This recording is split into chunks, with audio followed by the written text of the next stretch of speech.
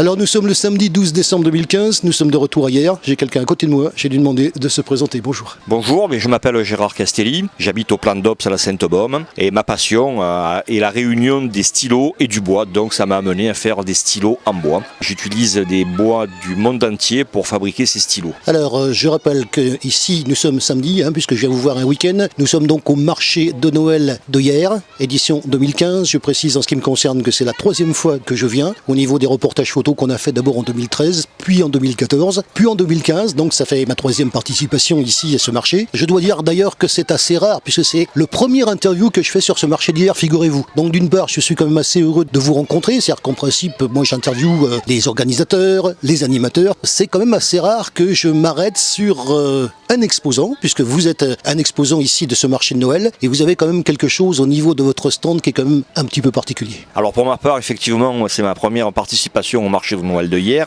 Comme je vous disais, ma passion a fait la réunion des stylos et du bois. Et donc je suis parti sur le fait de faire des stylos en bois précieux en utilisant des bois du monde entier. Alors je voudrais qu'on rappelle d'où vous êtes. Alors je viens du Plan d'Ops la Sainte-Baume, dans le département du Var, à la limite des Bouches-du-Rhône, en dessus de Nance-les-Pins, au sud de Saint-Maximin. Le Plan d'Ops la Sainte-Baume étant un des points les plus hauts du département du Var. La chaîne culmine à 1100 mètres d'altitude. Alors en ce qui vous concerne, c'est un atelier? Absolument, je travaille dans mon atelier chez moi et l'atelier est visitable toutes les après-midi sur rendez-vous vu que je fais partie du site de la Provence Verte et c'est avec grand plaisir qu'avec la Provence Verte, je fais partie des ateliers qui sont visitables toutes les après-midi sur rendez-vous. Alors avant qu'on rentre dans le détail, ce que vous faites là, vous le faites depuis longtemps? Ah oui, c'est une passion de tout enfant, le travail du bois, j'ai commencé, je devais avoir 15 ans. À l'époque, je grattais l'olivier avec de la vitre cassée en guise de papier de verre et puis maintenant j'utilise les techniques qui m'ont permis d'accéder aux produits que je fais. Alors les produits que vous faites sont un petit peu spéciaux puisque c'est quand même du produit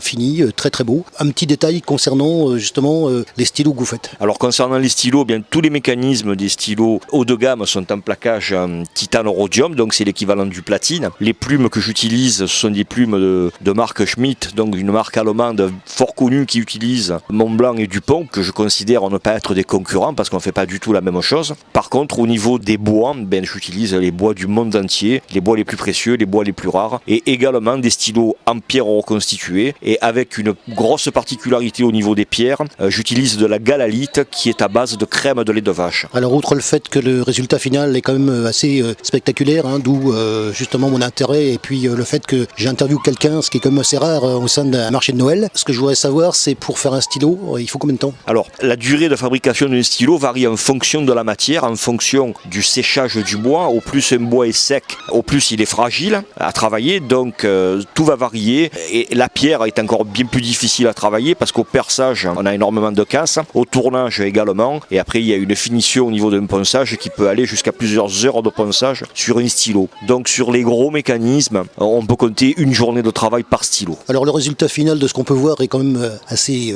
joli, c'est quand même le moins qu'on puisse dire, en ce qui concerne justement ces bois précieux, puisque ces stylos ont d'une part une apparence très particulière. Ces bois précieux, ils viennent d'où? Alors, les bois précieux viennent de tous les pays. J'ai des bois d'Australie, j'ai des bois d'Hawaï, j'ai des bois du Laos, j'ai des bois d'Afrique évidemment. Mais la plus grosse particularité et les plus grosses raretés se situent au niveau des loupes, qui sont des excroissances sur les troncs. Les loupes sont bien connues. Certaines grandes marques de voitures utilisaient des loupes pour faire les tableaux de bord de leurs voitures de luxe. Ça a été interdit parce que c'est un bois qui est contingenté, que l'on ne trouve plus qu'en petits carrelets. Et de là, on peut fabriquer des bijoux. Et notamment, moi, je fabrique des stylos dans les loupes, en utilisant des loupes d'eucalyptus d'Australie, de la fameuse loupe d'Amboine des îles Andaman et du Laos, de la loupe d'ébène également. Toutes ces loupes ont la particularité d'avoir des canaux médulaires tout enroulés, ce qui donne leur côté esthétique inégalable. Mais ça se trouve comment? C'est ça qui est intéressant. Les loupes sont des excroissances sur le tronc des arbres. Elles sont récoltées par des exploitants forestiers à des fins commerciales uniquement et contingentées, et tout est bien suivi. En ce qui concerne les loupes que j'utilise régionales et bien connues, la plus connue est la loupe de Cade ou loupe de Genevrier qui, en plus d'un côté esthétique inégalé, a également une odeur particulière que tout le monde connaît chez nous en Provence. Alors tout ce travail que vous nous avez expliqué, on peut le voir parce que ça sert à ça. Le marché de Noël de hier 2015. Vous êtes présent d'ailleurs pour la première année. Ça sert à montrer votre travail et ça sert aussi à vous faire connaître. Absolument. Et puis, mon idée sur le marché de Noël de hier, au-delà du fait de faire connaître une telle activité, c'est de mettre également en valeur, comme je disais, les bois régionaux, de faire vivre notre région, et ne serait-ce que pour le plaisir des yeux, sans parler d'acheter, venez voir ce qu'on peut faire avec un bout de bois mort ramassé par terre, c'est le refaire vivre à vie et en faire un objet de transmission de génération en génération.